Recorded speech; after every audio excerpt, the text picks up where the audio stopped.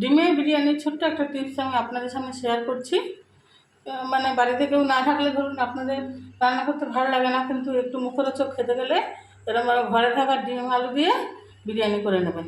প্রথমে দেখুন আমি 500 গ্রাম চাল এখানে ভিজিয়ে রেখেছি। 500 গ্রাম চাল এখানে দেখুন ভিজিয়ে রেখেছি, দেড় রাইস। আর এই একটা জলের পাত্রের মধ্যে এই পরিমাণ মতো নুন, তেল আর একটু চিনি দিয়ে আমি চালটাকে সেদ্ধ করে নেব। জলটা গরম হয়ে গেছে, এবার এর মধ্যে দিয়ে দেবো আমি দেখুন তেজপাতা, আর দিয়ে দেবো জয়িত্রী আর গরম মশলা। এবার এটা একটু ফুটে উঠুক, তারপরে চালটাকে দিয়ে সেদ্ধ করে নেব।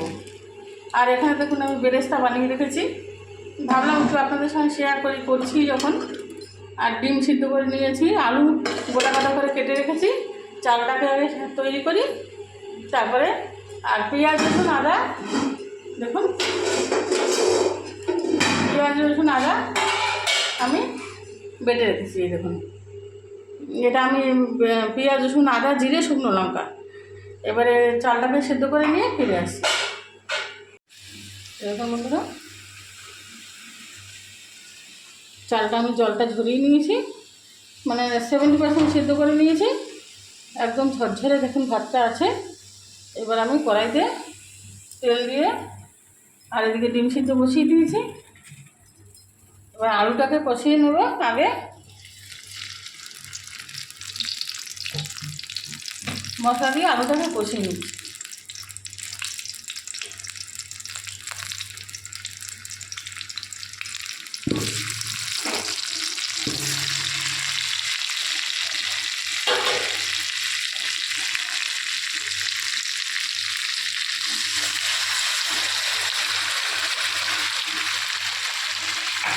ঝটফট করে এরকম করে বানিয়ে নুন হলুদ দিয়ে এটা কষিয়ে নিচ্ছি।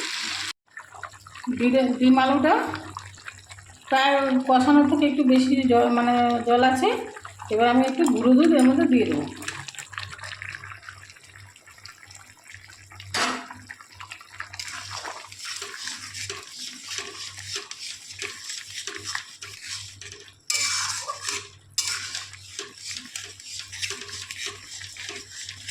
10 টাকা দামের একটা প্যাকেট আমি এর মধ্যে দিয়ে দিলাম। এবার আর একটু কষিয়ে নিয়ে তারপর ফিরে আসছি। এই দেখুন বন্ধুরা, এই যে চালটা আমার সিদ্ধ হয়ে আছে একদম ঝরঝরে। আর এই ডেস্কিতে আমি করব, ডিমটা কষিয়ে নিয়েছি আর পেঁয়াজ বেরেস্তা এই যে ভেজে নিয়েছি।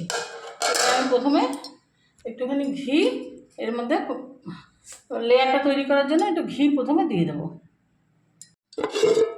ঘি একটু নিয়ে নিয়েছি। এবার প্রথমে আমি বেরেস্তা দিয়ে দেবো,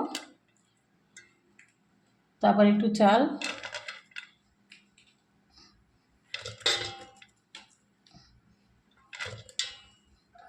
তারপর একটু বেরেস্তা,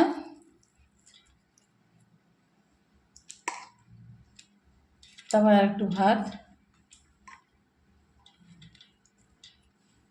তারপরে একটু বেরেস্তা। এবারে মাঝখানে একটু ঘি দিয়ে দেবো। পরিমাণটা আমি বলছি, 500 চালের জন্য আমি 50 গ্রাম ঘি ব্যবহার করব। কোনো কিছু আমি এর মধ্যে দেবো না, একদম সহজভাবে, কিছু আনতেই হবে না। এরকমভাবে মানে ছোট্ট একটা সুন্দর টিপস আপনাদের সঙ্গে আমি শেয়ার করলাম।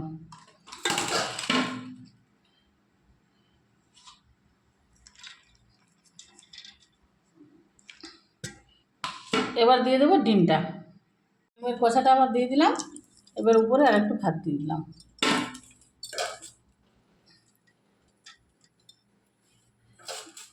এবার বেরেস্তাটাকে দিয়ে দিলাম। এবার একটু ঘি উপরে দিয়ে দেবো।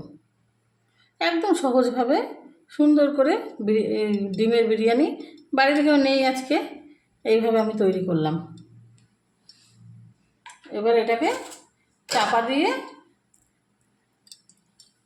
বসিয়ে দেবো, দমে বসিয়ে দেবো। আমি দমে বসিয়ে দিয়েছি একটা নোড়া চাপা দিয়ে। এবার আধ ঘন্টা এবার দম হতে থাক। এই দেখুন বন্ধুরা, একদম ঝরঝরে। বাড়িতে কেউ না থাকলে আপনারা এরকম করে একটু করে খেয়ে দেখবেন, খুবই ভালো লাগে। আর ভিডিও যদি ভালো লেগে থাকে কমেন্ট করতে বা শেয়ার করতে ভুলবেন না। ধন্যবাদ।